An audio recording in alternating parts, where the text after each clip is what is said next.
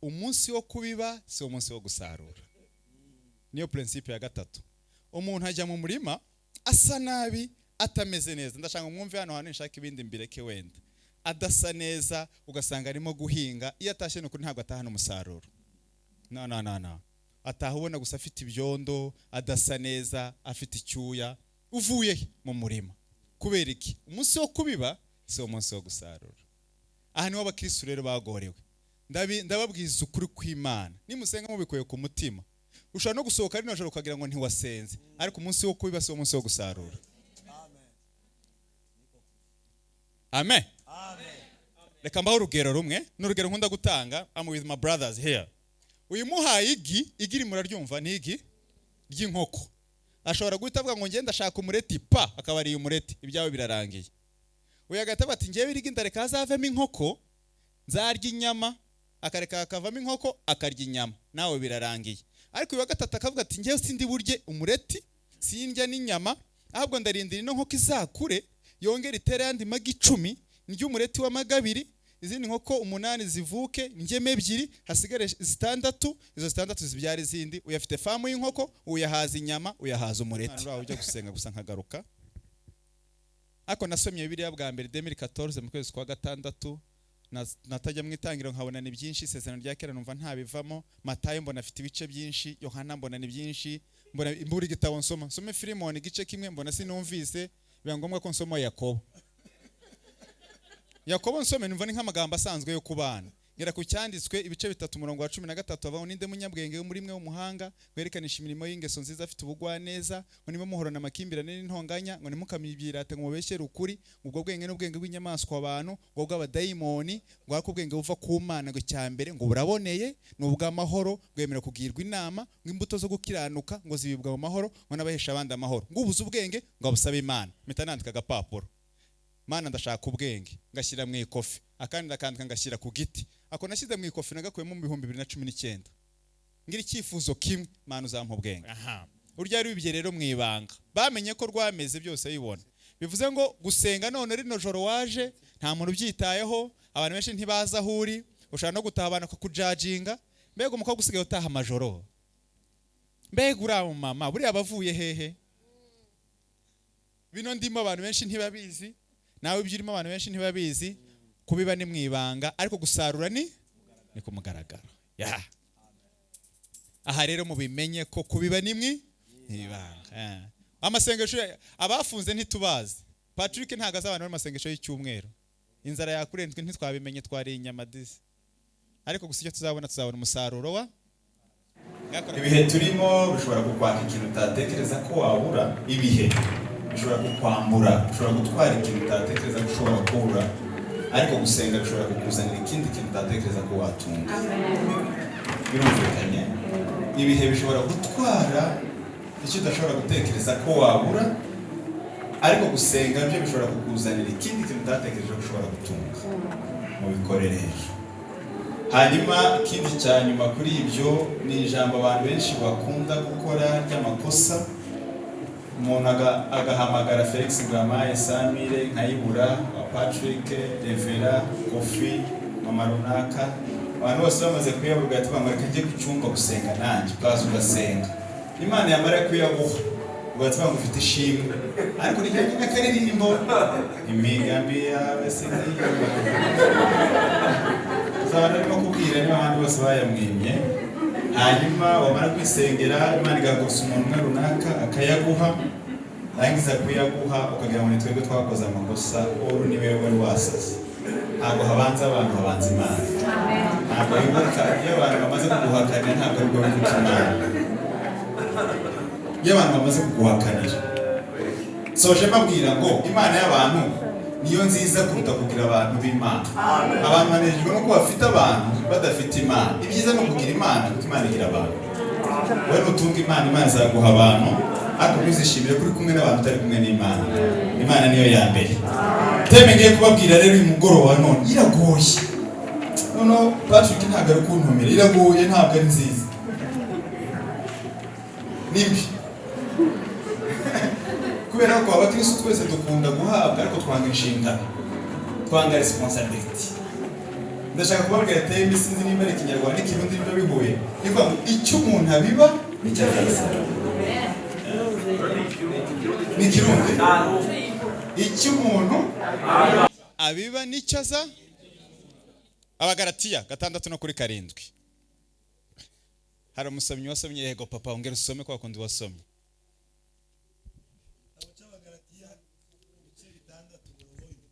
ariko mureke ntanga inama mwanyemera ngatanga inama umurimo wose w'Imana ejo nibyo twari turi muri seminari nandi muri church ugizwe n'ibintu bitatu icya mbere iby'umwuka bigomba kuba biri hejuru 40%, icya kabiri iterambere, icya gatatu imiyoborere myiza. Niba mushaka kuzagira karumeri nziza cyane icya mbere iby'umwuka birimo ibintu bine ijambo ry'Imana gusenga ubumwe no gukora nibyo by'umwuka umuntu agakura mukita ku ijambo ry'Imana neza icya kabiri mugasenga ahubwo simbigiyemo cyane icya gatatu gukora icya kane mugakorera mu bumwe aho ni umwuka hanyuma icya kabiri ni iterambere nzahanga ntabwo naje kuri Bibiliya naje mu ndege bivuze ngo indege rero ubu ngubu hano ntabwo ndimo kuyitekereza mugiye kunguka iby'umwuka ariko naje n'indege nimubura iby'iterambere tuzaburana njyewe namwe nimubura amafaranga njyewe namwe tuzaburana niyo mpamvu ikintu cya mbere mugomba gusengera mugomba kuba mufite n'ubushobozi ntimuzagurukire ku ibaba ry'umwuka ngo ubushobozi mu babakene Imana izabafasha Vanessa Sefiu amen birumvikanye hanyuma ni imiyoborere myiza ni feruje imiyoborere myiza ni feruje abaririmba mwe muretse abaramya ni muze tube dusenze iyo nta miyoborere myiza ihari mwese bamusa nk'abahore muri rompwe ni bibi cyane niyo mpamvu ibyo bintu ko ari bitatu byose bigomba kuba biri active bikora ari byiza cyane niyo mpamvu n'ingaruka nzasange mufite bisi ya Karumeri mufite kibanza cya Karumeri za Karumeri mufite ibikorwa bya Karumeri apana bya bintu by'abarokore nubwo najya mu ijuru ndi umukene hoya hari cyanditswe kiba muri Zaburi kivuga ngo yita kubatagira shinge na rugero n'ibandi ni umuntu utarigeze ikintu utanagifite hakaba n'abandi bavuga ngo ntimumbone gutya nari mfite amafaranga ariko ntayo ufite waba wari uyafite utayafite waba ntayo wigeze nta nayo ufite Imana yita ku gusenga kwawe icyo umuntu abiba nicyo azasara soma rero papa gitabo cy'Abagalatiya 6:7 aravuze ngo ntimuzimire Imana yo nticokorwa kuko icyo umuntu abiba cyose arico azokwimbura amen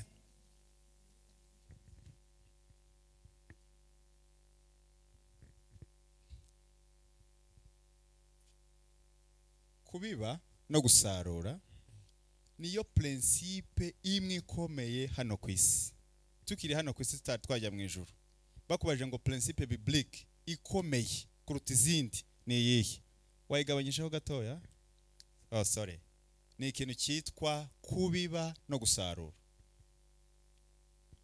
kambaho urugero hari amahame aba mu ijuru atazaba mu isi hari n'amahame aba mu isi ataba mu ijuru mbabwira ihame riba mu isi ariko ritazaba mu ijuru no gushaka umugore abantu batarashaka mu ijuru nta gushaka mu bikora hakiri kare mu ijuru nta bagore bazaba bari umuntu utafite ubukwe mu ijuru nta sare nta decoration nta gutereta abashaka ari mushake hakiri kare mu ijuru ntago bizaba bihari iryo ni ihame ryo mu isi ariko ritaba mu ijuru ihame ryo mu isi rikomeye kuruta yandi kandi ihame rikora ku bantu bose uri umukristo n'umupagani icyo umuntu abiba nicyo utega amatwi ukamenya utatega amatwi ntubimenye hari umuntu uzigishinwa hano si uko mudafite ubwenge nuko ntacyo mwize nuko bimeze usoma Bibiliya ukayimenya utayisoma ukayiyoberwa niko bimeze nta zindi za haleluya zihari ngo reka dutange za haleluya amenye ibyanditswe ntago bikunda ni principe Imana y'amahamira ruta Imana y'amasengesho umuntu ufite ama principe y'Imana kuyashyira mu bikorwa araruta umuntu uhora avuga ngo reka njye gusenga ariko adashaka gushyira mu mahame y'amagambo y'Imana rero icyo umuntu abiba nicyo azasarura nama ni ihame nta kuntu wabikwepa ntago wavuga ngo urabona niwiga neza uzamenya nutiga ntuzamenya nuho ubuzima bwawe amatwi ukayatega amatwi uzamenya nutamenya nusoma biri uzamenya nudasoma ntuzamenya nujye gushaka amafaranga uzabona niwiryamira abanyabute bahora na principe babwira ngo nibaruhuke kandi batarushye nubwo nyine ibintu ko bizarangira icyo umuntu abiba nicyo azasarura. Principe ya mbere, imbuto umuntu ashaka kurya cyangwa gusarura ni yabiba. Iyo niyo principe ya mbere. Mu gitabo cya Luka 6:44 biraravuze mu Kinyarwanda ngo igiti cyose kimenyekanishwa n'imbuto zacyo. Ntibasoroma imbuto z'umutini ku mugenge cyangwa imizabibu ku mufatangwe. Amen. Mu yandi magambo, umuntu ateye umufatangwe asarura umufatangwe. Murabusoma mu Kirundi, uteye umutini asarura umutini. Ntabwo ushobora gutekereza gusoroma umwembe kuri avoka, Luka 6 no kuri 44. Ntabwo ushobora gusoroma umwembe ku giti cya avoka. Iyo principe ntayihaba. Nuvuga imbuto umuntu ashaka gusarura niyo abiba, niyo uhinga. Uravuga ati ngewe nkennye ibishyimbo mu rugo, nibyo ujya guhinga. Ariko ntabwo waba nkennye ibigori nurangiza ngo uhinga ibishyimbo, uzasarura ibishyimbo. Ni principe. Umuntu nasoma ijambo ry'Imana azasarura kumenya ijambo ry'Imana. Umuntu nasenga azasarura icyo yasengeye. Nudasenga aho bibera bibi rero uzasarura kudasenga. Ntabwo uguma kwa kundi wari umeze. Hari umusaruro w'abatasenze urahari. Yesu nababwiye ngo bakora amaherere menshi, bagira ama obstacle adashira, bafata ibyemezo biciriritse. Amashwa ari aho y'abana ciriritse. Ashaka gufata $100 na bombi 10 atora bombi 10. None hano tubera abana rero, niyo mpamvu usanga bafite amafaranga ariyo bayatanga cyane. Kubera iki? Ahubwo ufite make n'ugomba gutanga, kuko ni uzasarura ibyo wabibye. Ntabwo umuntu areka gutanga kubera ko afite amafaranga make, ahubwo utanga kugira ngo amafaranga yiyongere. Ufite amasengesho make ni usenga cyane, ariko ikibazo twagize nuko bafite amasengesho menshi ari wakomeza no gusenga. Imbuto umuntu abiba ni yasarura. Iyo ni principe. Nyuma yango n'izindi za haleluya babagiye kutubeshya. Niyo mpamvu ugomba gufata responsibility ukabikora. Mugabo bita Kennedy wabaye president wa Amerika yaravuze ngo umuntu wese wiyamamaza gukora ubu president ngo arabwira ngo nzabubakira amashuri meza, ngo nzabakorera imihanda. Ngo ariko ngewe Kennedy ngo nimba president, mwebwe muzambwira icyo muzakorera Amerika. Amerika ni mwebwe. Muzambwira icyo muzakorera Burundi. Ariko kwiyamamaza nkabwira ngo tuzakora kubera ikibira dusaba gufata inshingano. Biden na Trump barimo kwiyamamaza. Biden yari afite imbere imyaka 80 na yaravuga ngo ni mu ntore. Trump afite imyaka 79 akavuga ngo ngiye mu ntore ngewe mutoya. Tekereza Trump imyaka 79 ngo niwe mutoya ngo ni wa mutora. Ariko dufite umuntu w'imyaka 40 hanga mu muri kiriya cyumbere gaharangora ngo ndashaje. Abandi bari kwiyamaza ku myaka 79 kuba president. Ntabwo ushaje, ko gusenga ntabwo ari marato. Nukwicara ugashyira ibitekerezo hamwe ugafata position yose Imana irayumva, ariko ugakomeza gukora akantu ukora. Kubera ko dushaka gusarura aho tutabibye. Kubera ko dushaka gusarura aho tutabibye, twese turi mu murima w'Imana. Icyo umuntu abiba nicyo azasarura. Iyo mbuto ushaka rero hariyo. Nibyo turimo kuganira ejo bundi duseka. Umwana w'umukobwa aragenda akitwara nabi bwaca ngo arashaka umugabo mwiza usenga. Wowe se ise na nyina bararushye bamusengera bamurera neza, hanyuma nawe uragenda wibera indara urashaka kuba umushaka umugabo mwiza. Wowe wakwitwaye neza nawe ukazabona umugabo mwiza. Biki banashaka kuyiba. Kandi n'ababyeyi nsanga n'ababyeyi ariko bameze. Umubyeyi akananirwa kurera abana biwe akakifuza umuhungu mwiza, umukwe mwiza, umukobwa mwiza. Why? Principe ya kabiri. Ndagenda mbabwira mu tuntu twinshi. Principe ya kabiri ivuga guti. Iravuga ngo tugena umusaruro tutari twabiba. Ndaza kubisobanura birumvikana rwose n'ibintu very simple. Umuntu agena umusaruro atarabiba pastor. Nkiri umwana mutoya nari nzi ko inzu ihera muri fondation. Muraza kubisoma muri mu Bakorinto urwandiko rwa 2:9 no kuri 6 biravuga ngo ariko ndavuga nti ubiba nkeya azasarura bike naho ubiba nyinshi azasarura nyinshi. Nkiri umwana mutoya mu minsi ntabwo ari kera naho ejo bundi nari nzi ko inzu kofi ihera muri fondation. Inzu ntabwo ihera muri fondation, ahubwo inzu ihera aho irangirira. Umuntu aricara inzu y'ibyumba 5, salo saramanje, toilette 2 byamara kurangira ugakora fondation. Umuntu ufite kubaka etage ntabwo ahera muri fondation, ahera mu gutekereza ko azubaka etage. Kuko ushobora kubaka wageze hano hagati ugahita ubona amafaranga ya etage, ntabwo byaba bigikunze ko watangiye nabi. Umuntu ahinze akarima kangana n'aha ngaha hasigaye, hanyuma ugakora amasengesho kuzasarura tone 2 uri kurushwa n'ubusa. Kuko uzakuramo umusaruro ungana naho wahinze. Nimugene umusaruro mutarahinga rero. Muzi cyo shaka kuvuga se, abantu basenga ariko bageze mu bibazo, wasenze nabi. Basenga bataragira ibibazo. umuntu amaze kumenya ko azaba pasiteri, ikiba gikurikiye ni ugusoma ijambo ry'Imana no kwiherera no gusenga. Ariko abantu bashaka ngo banza bameneho amavuta ngo ngiye gusenga. Babwira akantu gasekeje, n'urugero nkunda gutanga kandi arukunda cyane. Ikimuga kiri mu nzira nziza, umuntu umugaye uri mu nzira nziza araruta umumotari wayobye. Niko ntekereza. Birumvikana? Ese birumvikanye? Ikimuga kiri mu nzira, umuntu umugaye ari kuri mu nzira muri direction araruta umumotari wayobye. Umuntu yasenga afata icyerekezo, hanyuma gusenga kwawe, speed ufite mu gusenga irangana naho ushaka kuzagera. Kuko nimba binsaba kuvana nkagera ku modoka aho twaparitse, nta mpamvu yo kwiruka. Ariko bambwe wongere mu kutakuraho narindi, ntafite imodoka biransaba kwiruka cyane. Speed umwanya ufite, imbaraga gukoresha mu gusenga, imbaraga mu gukoresha mu mirimo y'Imana urimo gukora, birangana naho amaze kumenya icyerekezo aho Imana irimo kukuganisha. Bivuze ngo tugena umusaruro tutari twahinga. Ntago umuntu yahinga gutya amasegonda ngo nangiza ngo arashaka umusaruro munini. No. Iby'Imana rero, ngewe mu mugisha mfite maze imyaka 7 nkora ivuga butumwa, ariko nta nubwo nakuze mba muri korali cyangwa ndi umukristo umwana uraho ujya gusenga gusa nkagaruka. Ariko nasomye Bibiliya bwa mbere 2014 mu kwezi kwa gatandatu, natajya mu itangiro nkabona ni byinshi, isezerano rya kera numva ntabivamo, Matayo mbona afite ibice byinshi, Yohana mbona ni byinshi, mbona imburi gitabo nsome Filemoni igice kimwe mbona sinumvise, biba ngombwa ko nsoma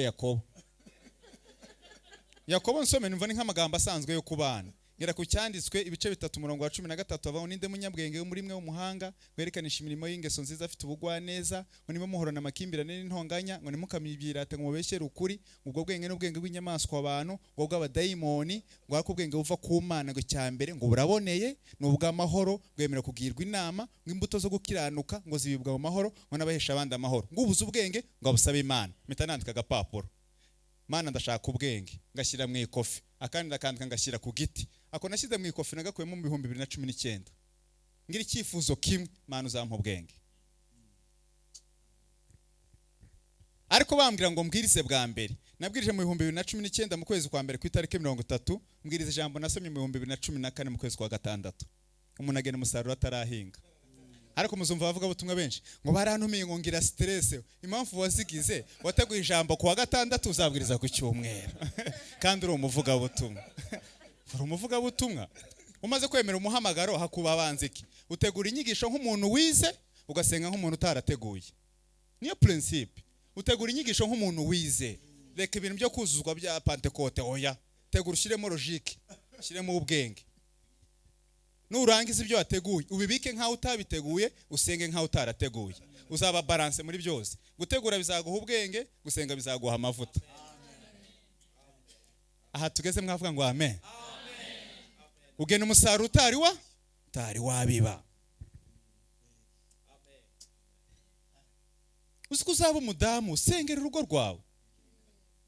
Kuko urukundo ni ibintu bibiri. Nkunda kumva abanyarwanda bazavuga ngo urukundo ngo nukurindagira ku bwonko, hoya barababeshya. Urukundo ni amahitamo bongeraho ubwenge. Egal love, egal urukundo. Kuko umukobwa tubana namuhisemo, ariko umunsi mariage yarangiye turi muri phase y'ubwenge. Arakosa ngakosa tukababarirana. Ariko abakora divorce mu zikibazo bafite, wahisemo nkuko nanjye nahisemo, ariko mwageze mu rugo ubwenge burashira. Babanye bukeye. Ngo namwirukanye ko yasambanye, hazahita haza abandi 5 bababariye. None sinumva ko ari phase yawe watsinzwemo. Maze kumenya ko uzubaka bisengere, umenye kumenya uzaba pasiteri hakiri kare, maze kumenya ko ari Imana ikuganisha hakiri kare, maze kumenya ko hakiri kare. None abantu b'Imana barasenga ariko ntibitegure. Turi muri babana babwira umusozi ngo va mu hangaha mutabwe mu nyanja, hagira ngo tureba aho twawohereje tukareba kutinda guhaguruka. Uko nugusenga nabe. Wowe iyo wohereje umuntu ikintu umutegereza aho wacyohereje, hako nukomeza kumurebera aho guhaguruka. Niyo mpamvu tutizera nukomeza se kudahaguruka. Oya, Imana ntishobora kubikora. Reba wowe wohereje wa musozi.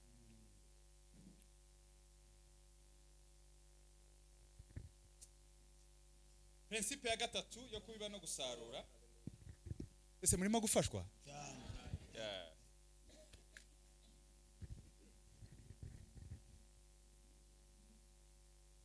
Principe ya gatatu. Turi kumwe? Principe ya gatatu nuko usually nuko ngo umunsi wo kubiba si umunsi wo gusarura. Niyo principe ya gatatu. Umuntu ajya mu murima asa nabi, atameze neza. Ndashaka mwumve hano hano nshaka ibindi mbireke wenda. Adasa neza ugasanga arimo guhinga, iyo atashye nuko ntabwo atahana umusaruro. No. Ataha ubona gusa afite ibyondo, adasa neza, afite icyuya, uvuye mu murima.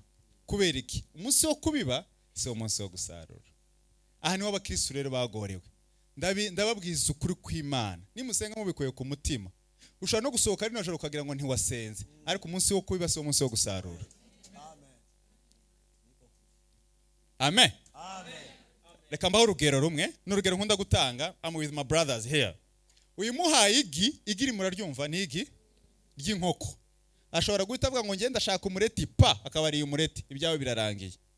Uyu agataba ati ngiye birigi ndareka hazavemo inkoko, nzarya inyama, akareka akavamo inkoko akarya inyama, nawe birarangiye. Ariko uyu gatatu akavuga ati ngiye sindi burye umureti, sindya n'inyama, ahubwo ndarindira ino nkoko izakure, yongera itere yandi magi 10, ndya umureti wa magabiri, izindi nkoko 8 zivuke, njyeme 2, hasigare 6, izo 6 zibyara izindi. Uyafite famu y'inkoko, uyahaza inyama, uyahaza umureti. Kandi bose igiryari Imana yaduhaye taranto zimwe, ariko kubera kutihangana, kubera gusenga utihanganye, umunsi wo kubesa umunsi wo gusarura. Hari umunsi wo gusarura. Muvuge ngo amen. Musenge ariko mwongeyemo kwihangana. Muzantu bategereza ibisubizo by'amasengesho se ni mu masengesho. Ibyo wasengeye ubitegerereza hehe? Aho wasengeye urimo gusenga. Umunsi wo kubesa umunsi wo gusarura. Principe ya 4, hariho saison. Byanditswe ndagenda mbibaha, Kofi nashaka komeza ndebereho nta kibazo ajya ambwira ibyanditswe nta kibazo. Aho twari tumaze kuvuga muraza kwasoma mu bwiriza, muraza kwasoma muri Matayo 13 no ku 8, aho Yesu yavuze ngo zimwe zigwa ku kara ABCD. Principe ya 4, hariho saison yo kubiba, hakaba na saison yo kugira gute? Yo gusarura. Abarundi benshi ndabizi ko mugiye mugira ahantu ngo ruguru, ntekereza ko muri ko wenda ko hatandukanye ko ari hane, hari hamwe ashobora kwera ibitoki, ahandi akera ibishyimbo, ahandi akera. Siko bimeze se? Sigo niko hameze. Kandi umuntu ashaka kuvuga ngo ino season yo guhinga ibishyimbo, ako siyo guhinga. Aha rero niyo haba gasuzuguro k'abantu. Kuba Felix ndimo kugenda n'amaguru, ntago bivuze ko waguze imodoka unduta. Nuko wo gusa ibishyimbo byareze, ariko ngiye ibigori byajye ntibirera. Ibishyimbo byawe kuba byeze se uranseka, nanjye narahinze ibigori. Ko umuntu yarasenze agasubizwa mbere, mwese muri aha ngaha ntivuze ko utasenze. Imana yawe irishaka kumuha ibigori byiwe, ariko wowe utegereje ibishyimbo. Ibyo ugatuza. Ubu His Excellence President w'u Burundi ampamagaye ngo Felix uze ngo hereze imodoka n'inzu, ngatera intambwe 2, abagabo 3 bakuvuga ngo nzabimbwa. Mbanze mbaburanye cyangwa manze nitabe president. Hanyuma nitabye president ampaye inzu yanjye, nitabye president ampaye inzu yanjye n'imodoka. Ningerano mbanze mburane n'aba bagabo cyangwa nikomereze. Aha, impamvu mfite amatiku rero. Impamvu abantu bagira udutambara mu mitima nuko musa nka mutasa, dufite Imana yatubwiye ngo nzabagirira neza. Mureke intambara n'abantu. Hanyuma nimara kubagirira neza, mureke amatiku abazabona ibyo Imana yatugiriye neza. That's it. Umuntu wese afite sezo yiwe rero. Bwana asifiwe. Buri wese agira sezo ariko wowe senga.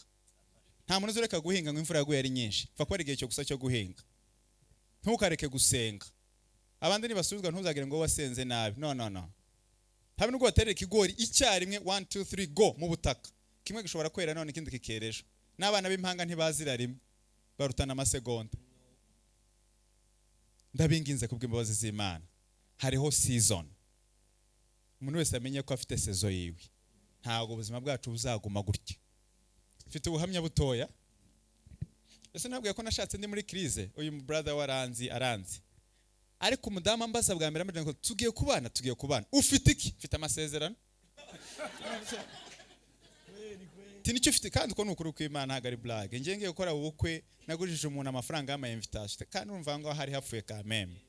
kandi mfite papa na mama uretse kunkwera gusa ariko ibindi byari biraho ufite iki amasezerano yahese nzamuvuga ubutumwa mwiza ugenda n'amaguru n'igare n'imodoka n'indege navuze iby'indege itajya kuryama uzanyemo iby'indege wowe ahangana n'ibishimbo byabuze kuzanamo iby'indege umunsi wa mbere nayikandagiyemo niwe nabikije tike ya retour yabuze ahantu ayibika kandi ari tike gusa isanzwe akayishyira muri Bibiliya akayikuramo akayishyira tike ya retour akumva niba arazi ngo nibura turapfa none ubu byaramenyerewe byabaye bisanzwe kubera iki impamvu Imana ariyo kwizerwa ivuga ibyo yakora ikora ibyo yavuze ivuga ibyo nta blague igira nta blague igira ivuga ibyo yagira gute yakora kandi yajya gukora ikareba ko yabivuze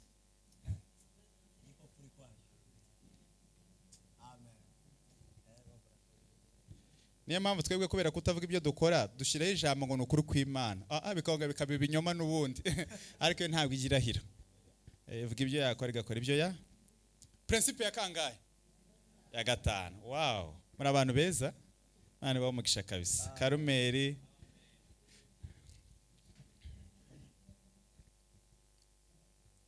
Imana bamugisha cyane biranshimishije principe ya 5 pastor tubiba mu ibanga tugasarura wose abantu bose babona umusaruro ako twabibye mu ibanga kuko iyo umuntu atera uca hano ku murima ese ahahinze miki habe umuntu ukabona gusa barahahinze ariko ntumenye ni ibishyimbo ni ibigori ni ntumenye what's there ariko mezi 3 wahaca kavuga ati mbega ibigori byiza mbega ibishyimbo byiza principe ya 5 papa wanjye icyanditswe kiri muri Mariko ibice 4:27 akigenda agasinzira akabyuka nijoro n'andi muza mwumva umubibyi yabibye amasaka haza undi muntu abiba urukungu urya rubibye rero mu ibanga bamenye ko rwameze byose yibona bivuze ngo gusenga none rino joro waje nta muntu ubyitayeho abantu benshi ntibaza ahuri ushaka no gutahabana kujajinga mbega umukobwa usigaye utaha amajoro mbega uramu mama buriya bavuye hehe bino ndimo abantu benshi ntibabizi nawe byirimo abantu benshi ntibabizi kubiba ni mu ibanga ariko gusarura ni kumugaragaro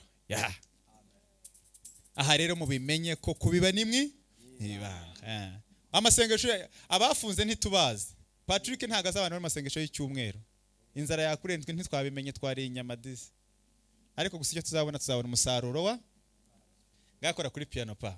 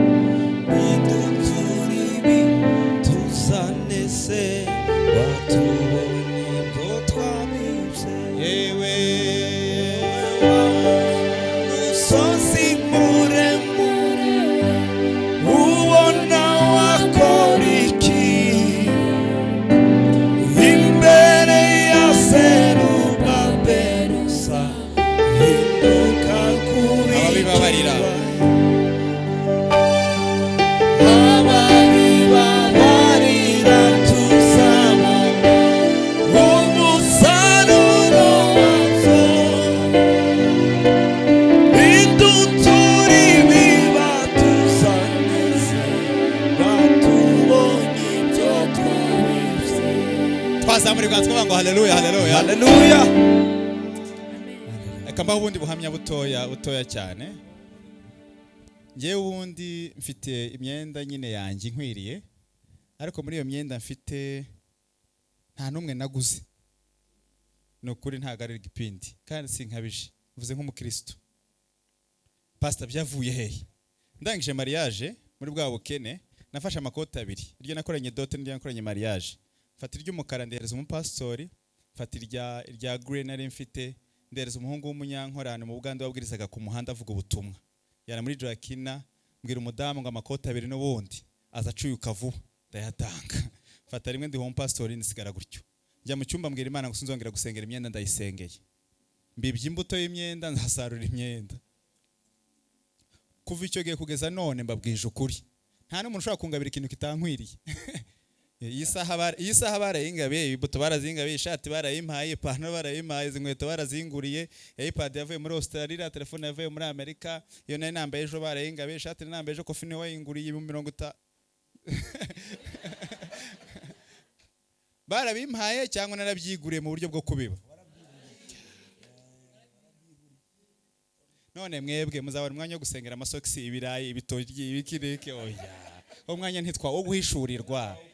Nimugabanye dusengera ibintu bimwe bizima, imyenda muyisangire n'abandi. Amafaranga nimba uyafite wikwirirwa ubeshya. Imana iguhaye amafaranga itirangira abandi ko yaguhaye, batangira kuyagusaba ngo oya ngo nukuri urabona. No usengera amafaranga uzasengera n'umutima wo kuyatanga, kuko Imana izibwira abantu ngo narayamuhaye. Nibyo nudusengera ibintu bike byibanze, ariko bino bindi tubishyire mu mahame y'ijambo ry'Imana. Umugabo bita John Piper niko yavuze, yarapfuye mu 2011, yaravuze ngo ngiye gupfa, arwaye kanseri, yigeze kuba umukire wa gatatu ku isi, aravuga ngo nageze ku gasongero k'ubukire, arangije aravuga ngo ariko ngewe ngo reka ndashaka umuntu mpereza n'amafaranga, ngo nindangiza ngo mu buzima bwiwe ngo muha amafaranga nino kanseri mfite. Ajya kwa muganga, ajya ahantu abantu bose bakamwa ngo ahubwo twakwemera gupfa turi abakene ko tutarwaye kanseri. Aravuga ngo ngiye gupfa, ngo ntimuzashaka amafaranga nkayo nari mfite, ngo ahubwo muzagirire neza umuntu umwe mu gihugu ihari. Ari ibintu abantu basenga muri Karumeli ngo mana ngo tukweretse imfubyi n'abapfakazi, oya ntago mwazibuze, zirahari, muzihamagare mureke kuzisengera. Ku minsi mikuru zizaba zihari, ariko murazisiza aha ngaha mugiye ku mazi n'imikeke ngo musenge imfubyi n'abapfakazi. Oya nimuhishurirwe, hamagara umwe ushoboye ureke gusenga. Umugabo bita Maxwell yaravuze ngo igihe kizi umuntu adashobora kumva uburibwe ngo ni igihe umuntu yagize neza. Ngo iyo yagize neza nta hantu ashobora kukurya, wowe wumva umerewe neza. Kubiba ni mwibanga. Ibintu byose wakoze mwibanga. Madamu naramubwiye umunsi umwe ati wahaye bari abantu ibitenge. Abadamu ngo yanga urabona ibitenge, imbeba zihita zirya bitatu.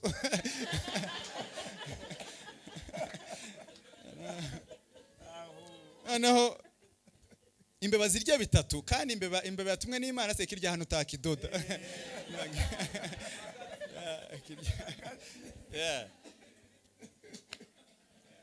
Ndangije wenyine ahita afata ibindi 10 ahita bitanga. Nako arambwira ngo uzangurire siperi. Namati wewe tanga ibitenge niko nagusabye gusa tu.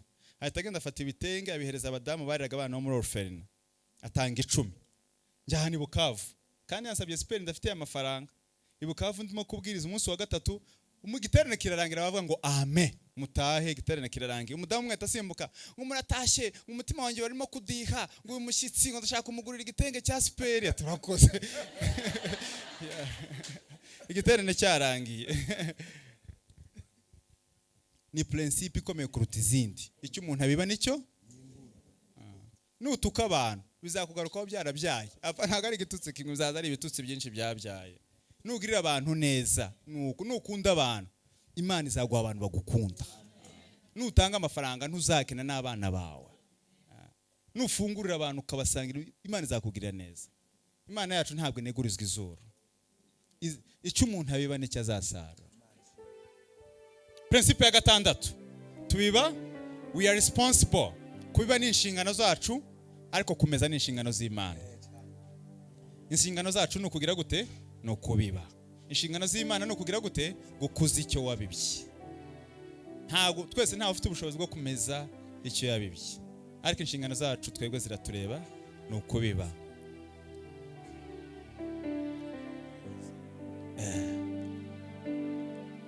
Muraza kubisoma muri Matayo 9:37. Aho Yesu yavuze ngo bisarurwa ni byinshi ariko abasaruzi ni bakeya. Inshingano zacu twebwe ni ukubiba. It's our responsibilities. Inshingano zacu ni ukubiba. Imana nizamenya aho izaduhera n'izigihe n'umunsi izaduhereza umusaruro ibyo twabibye. Nishimiye ko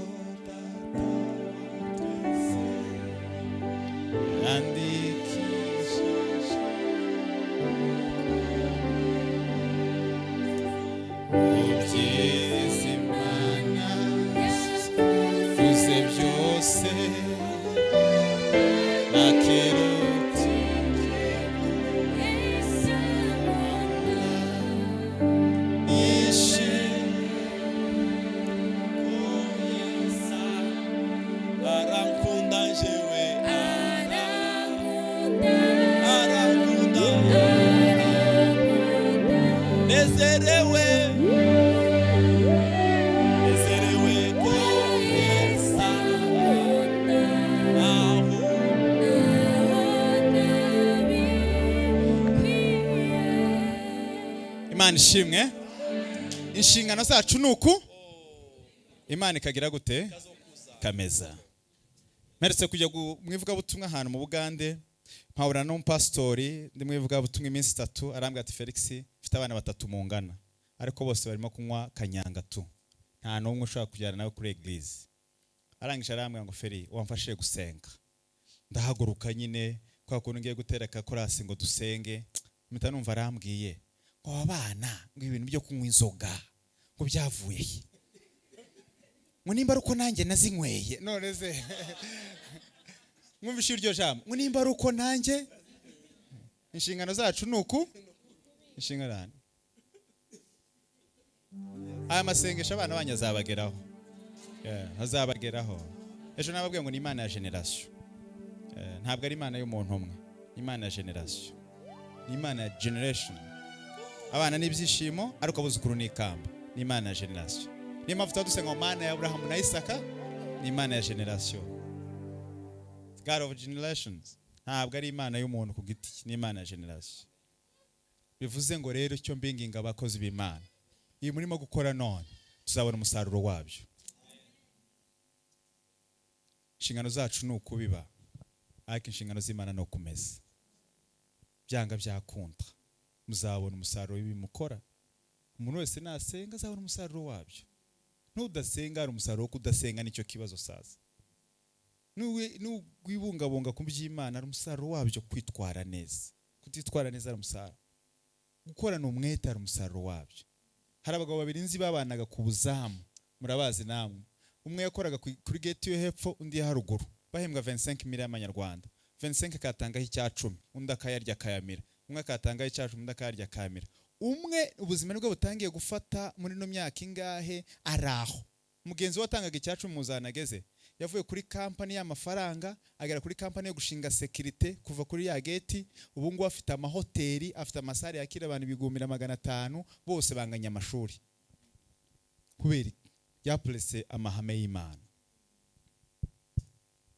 Niyo mpamvu ikintu cyose ukoze mu buzima bw'umwuka ni imbuto y'Imana, uzabona umusaruro wabyo.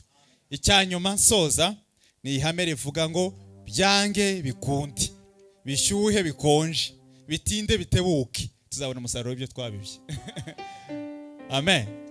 Nta muntu uzaturenganya, si Satani ntizaturenganya, nta muntu uzabyitambika, sabankunda sabanyanga, sabanyifuriza ibi sabanyifuriza ibyiza. Byanga byakunda tuzabona umusaruro w'ibyo twabibye. Byanga byakunda. Imvura murayizi, mwayibonye? Ntimwabonye imvura? Muzi ikintu ishinzwe se? Ishinzwe ikintu kimwe, ni ukumeza icyo wabibye. Nuvuga ngo uhinga ibishyimbo, ibigori, urumogi, byose byareze. Ko imvura irabinyagira byose. Ntago imvura igwa mu murima w'ibigori ngo yange urumogi. Imvura ntago itoranya, ishinzwe kugufasha kumeza icyo wabibye. Nuwahinze urumogi nawe arejeje, kandi ya mvura nimwe niyo yanyaga ibishyimbo byacu birera. Why? Imana ntago iguhitiramo icyo ubiba, ariko guhitiramo imvura izameza icyo wabibye. Muhitemo neza rero, icyo mubiba nicyo muzasarura. Niyo principe ya nyuma, nuko byanga byakunda hari umusaruro. Umugabo umwe w'umuzungu yafashe umwana we, niho nsoreje, aramubwira ngo mwana wanjye ngwino tujye mu murima. Ngiyeyo nzajya ncukura kwa kundi bahinga nk'ibishyimbo, sinagize umugisha wo guhinga. Hanyuma akamubwira ati ibigori wowe uzajya ukubitamo utugori. Umwana akabikora ashaka kujya gukina n'abandi bana, agashyiramo akagori hano, akagori hano, akagori hano. Uno murongo yawurangiza agasanga asigaranye ibigori, kubera ko ashaka kujya gukina, agacunga mama wiwe agahita bijugunya hariya. Mama we akamubwira ati ibigori byashize, ngo byashize. Atereka dutangira kandi. Umwana agakomeza kujugunya ku mpande gutyo. Babikora muri blague isarataha. Umunsi wo kuza gusarura asanga ibigori byeze ku murongo, n'ibindi byeze mu kavuyo. Ati ibyo mu kavuyo byavuye, ati nibyo najugunyaga cyage. Ntumva se hari amasengesho umuntu asenga utapanze, ni ibigori wajugunye ku ruhande. Hari amafaranga utanga ariko utari wayapanze, ni ibigori wajugunye ku ruhande. Nabyo bizera nta kibazo. Niko Imana yacu imeze. Hari ibintu ukora utari wabipanze cyane, pfa kuba gusa ari byiza, Imana yacu izatanga umusaruro. Ndabinginze ku mwibazi z'Imana. Hari ibintu bitandatu ariko ndavuga bitatu biranga umuntu uri mukuru, biranga matiriti. icya mbere no guhitamo inshuti ukoresheje ubwenge bwinshi, kuko ingeso utagira wazigishwa n'inshuti, ariko intege nke nazo ugira wazikurwamo n'inshuti. Icya kabiri gikomeye aricyo nashaka kuvuga ni ijambo mu cyongereza bavuga ngo do your best and trust the process. Ni ugukora uko ushoboye ariko ukihanganira process. Ikikureba wowe ni ukuza kuraramo hano niko ushoboye.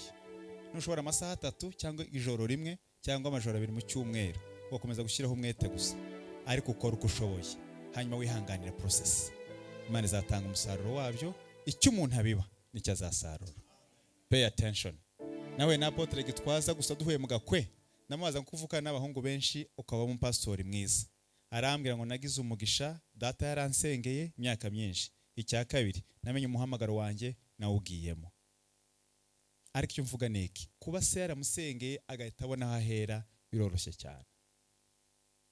Icyo umuntu abiba nicyo azasarura. Ni principe ikomeye kuruta izindi principe zose hano tukiri ku isi. Ntimubikore murimo kugeza cyangwa it's like trying, nk'abagerageza mushireho umwete n'imbaraga zawe. Nivuga ngo tugiye kubiba, twabikoreshe gusa ku mafaranga, ariko no ku bindi bintu byose. Kwicara ugatega umuntu amatwi wamubibye, kuvuga no kubiba, kugira neza umuntu no kubiba, ni principe ikora ubuzima bwacu. Ndabingenze kubw'imbabazi z'Imana rero. Ni ingaruka uzasanga Imana yarabaguye, yarabagiriye neza, yarabagejeje ahandi hantu heza hakomeye. Abafite indwara n'ibibazo bitandukanye, Yesu wacu arashoboye. Afite imbaraga zo guhindura. Yesu wacu ni umunyembabazi. Yesu wacu arashoboye. Ntimukemere ko Satani bamenyereza gusenga Imana isa nkaho itumva. Ni Imana yumva, ifite imbaraga. Ifite imbaraga. Nkunda gusetsa inshuti n'abavandimwe nkabwira ngo Imana itanga imodoka n'itanga korogate. Imbaraga ikoresha ni zimwe. Igiye kuduha imodoka ntikora amasengesho, akira imodoka. Ariko Satani yatumenyereje ko korogate tuyishoboreye, imodoka n'ikifuzo cy'iminsi 7. Oya, Imana itanga korogate n'itanga imodoka. Birasaba ngo bike yakoze ubiha agaciro. Imana ntidusubiza amagambo twise gusenga, idusubiza kwizera twagize mu byo twasenze. Ntidusubiza amagambo twavuze gusa, idusubiza kwizera twagize mu byo twasenze. Nuyibwira uzaza uyibwira ifite icyizere. Wanesa sifiwe. Nuyibwira uyibwira nk'ubwira umwana wanjye maze kunampamagaye ngo papa ngo fata urupapuro ngo nkwe liste y'ibintu uzanzanira, yashyizemo igare. None se igare ndagura igare mu Burundi noneho abimbwira adafite. Ejo bundi twaciye hano ku muhanda upfuye w'igitaka, nuko usanga nka miliyoni 40 ngo papa ngo ntago tsongera gucana ngo wakoze no muhanda handi mu rugo n'impako umuhanda wa leta ari njye ukora umuhanda wa miliyoni 40. Amfite icyo cyizere. None otekereza ngewe ndi umugabo w'umunyarwanda w'umunyamurenge uri aho ngaho utanashoboye. Imana yacu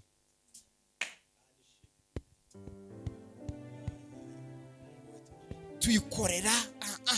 Mbabwira urundi rugero rwa nyuma mite nicara. Amen. Ya bari kumbwira ngo natinze iminota mike. Ako gakobwa nababwiye kanje kakundaga fanta y'abashyitsi sana cyane. None kagifite imyaka 3 cyangwa 4. None umushyitsi yinjira mu rugo agahita amwicara impande, agakomeza akareba fanta. Umushyitsi akamwe ngo somaho, agahita asoma. Umushyitsi yagenda nkambwe ntuzongere gusoma fanta y'abashyitsi, uzaza babwira ngo murakoze papa araza kungurira iyanjye. Next time abashyitsi baza somaho ngo hoya, ngo zana agakomba kazana plastique mirongo bakamusukiramo. Nkambwe atabashyitsi ntago ngo fanta y'abashyitsi wowe please. Hanyuma ndabimutoza arabifata, tugera ku rwego ubu ngo atakinywa fanta y'abashyitsi. Murakoze papa araza kungurira iyanjye. Ntimwumva ko byari bisekeje se? Dufite umubyeyi watubwiye ngo muri abantu naremye mbaye imirimo myiza muri Kristo Yesu. None twebwe tukureka kuyikora imeze nko kwanga kunywa fanta y'abashyitsi. Dufite papa watubyaye uri mu ijuru atubwiye ngo ngiyi fanta yanjye ni imirimo myiza muri Kristo Yesu. Ikintu cyiza cyose cy'Imana kirakureba. Harugero nkunda guhereza abashuti banjye, nari ndimwivuga butumwa umunsi umwe ndimo kugenda nicaye muri kwasteri imbere. Haza umuhungu yicara ahangaha, nshyize agakapu ahangaha, nsanga afite umutima mubi sinzi hano yarabyutse nawe. Agakapu kanjye nasinzira akakomeza gukubita umugeri, kagakubita muri muhungu yambangamiye. Ndasohoka tugeze ahantu hariho ahantu bacuruza inyama n'amaji, ngura ka brusheti kamwe mugoro no turaye na ji nyange. Nanjye ngura ibyanjye ndabimuha. ashuna brusheti kubita karayi soma ji brusheti ikirayi soma ji ahita ambaza ngo kino gikapu ntikikubangamiye tikirambangamiye bangamiye. Iyo umuntu yamaze kumenya Imana yemerewe kwihorera kw'abakristo no kugira neza. Iyo niyo revenge. Ni muhaguruke icyo umuntu abibana cyazasarura. Amen. Niyo revenge yacu. Umuntu gutukana twarabiretse. Kwishyurana dukubitana amangumi twarabiretse. Gushaka abagore babiri ni byiza. Umugore umwe yabyara undi mukajyana gucuruza. Wa undi acukije abana batabyaye bose mwese mukajya gucuruza icyarimwe. Gusa Yesu yarabanze. Nta mahitamo ufite rero ngo nkunze abagore babiri kandi Yesu yarabanze. Hari ibintu byinshi bishaka kunezeza no mubiri ko Yesu yanze. Yatwarabiretse. Hari byiza rero tugomba gukora. Nimushyireho umwete. Icyo umuntu abiba nicyo mwakira ijambo ry'Imana. Imana ibagire neza.